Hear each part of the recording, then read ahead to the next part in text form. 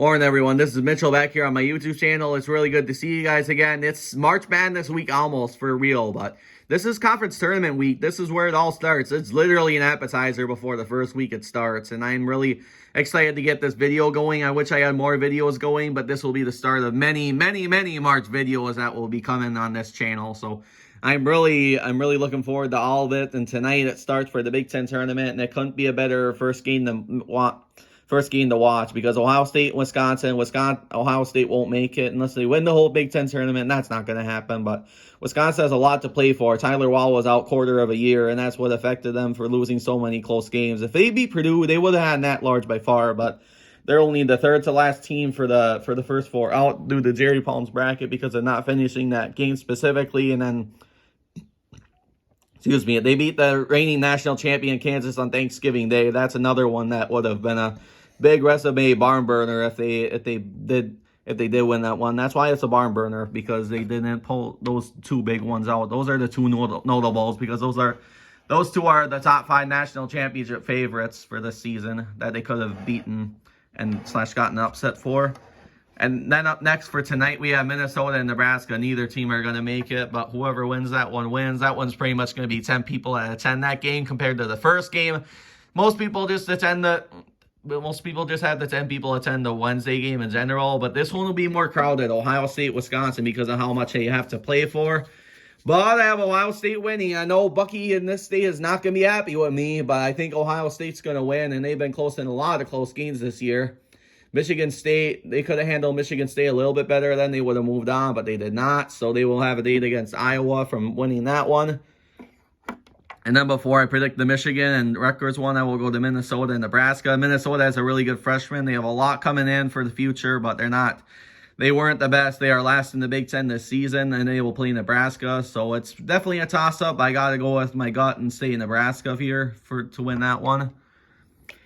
And then that brings up a rematch of Rutgers and Michigan from a couple weeks ago. Michigan just flat out dominated Rutgers, especially Kobe Buffkin. He had about 18 to 20 points and a lot of assists, which helped them offensively regroup and win that game out of all the close games we've been in this year. And I see that movie continuing where Michigan will win, and then they will have a date against Purdue after that. Ohio State and Iowa. I do not see Ohio State beating Iowa / Iowa losing to Ohio State, because they have one of the McCaffreys back this year. So I think Iowa, the reigning national champion of last year's Big Ten tournament, will continue to win by winning one game.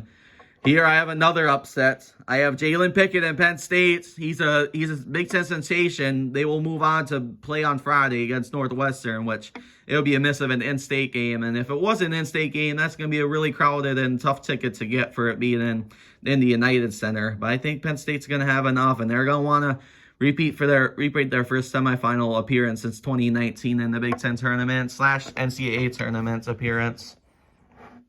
Nebraska, Maryland. I don't see Nebraska pulling it out here as cool as it would be. I don't think that's going to happen. Maryland's too much for them. I think that's more so going to be a blowout. So then we'll move on to Michigan and Purdue.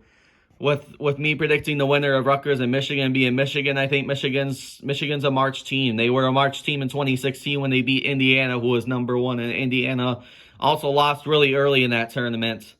Purdue also lost really early in the 2018 tournament. They lost in Milwaukee at the Bradley Center as a number 2 seed. As a number 2 seed, they lost really early. So they lost really early to Michigan also in the Big Ten tournament semifinal. That exact same year, Michigan made the national championship. And I think it continues where they will pull out the upset. They'll have a buzzer beater just like the Indiana game in that Big Ten tournament. They will move on to Saturday, and I think Hunter Dickinson's going to play really well. And I love his shot the world quote. I know it's a big long shot. Michigan had 11 losses with 5 points or under games, but I think the Big Ten tournament's time for them to turn it all around. So I think they're gonna do it. So it's their time to turn it all around, as his quote says. So it's really touching that he would point that out for sure. Iowa and Michigan State. I don't see Iowa repeating the Big Ten tournament champion this year. So Michigan State, with having a fairly consistent year, will move on against Iowa, but that will be a very good game there. Penn State Northwestern, and going with Jalen Pickett to continue with Penn State to make it to Saturday's round, and that will be their first semifinal appearance since 2019, as I mentioned earlier. Maryland, Iowa would be a really big game, but Trace Jackson Davis, for how well he played against Michigan, they stole a double bye. That would be really big if they made it to Saturday. They want to improve to a 7 or 6 seed, so I think that would happen. They would happen for one. Even if they won one game, I think they would improve to a 60 compared to Jerry Pound's recent bracketology at them as 7. If they won at least one game, they would improve their NCAA tournament ranking.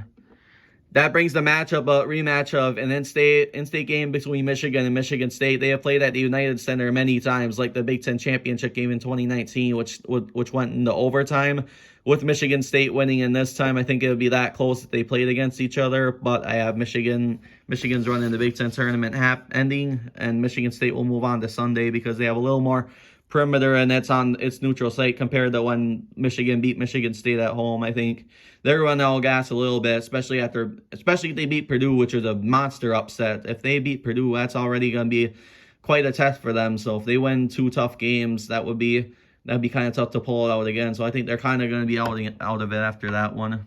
But it'll be very nice that they won 2 games to boost up their NCAA tournament chances, and then the committee will be paying attention big time to Rutgers, Michigan to start out the day tomorrow. So next we have Jalen Pickett and Penn State against Indiana. I think Trace Jackson Davis is good, but I think Jalen Pickett's going to get it done in double overtime. That's going to be a very close 2 o'clock game on CBS.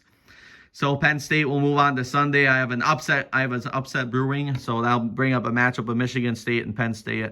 Think what Michigan State's experience in the Big Ten tournament, their experience in that venue, and they also won the Elite Eight in that same venue when they beat Duke in the 2019. When they beat Duke in that same venue for that March Madness. That brings them a lot of experience, and that brings them a lot of success in that stadium. I think it'll only continue in the 2023 Big Ten tournament, and Michigan State will be your 2023 Big Ten tournament champion.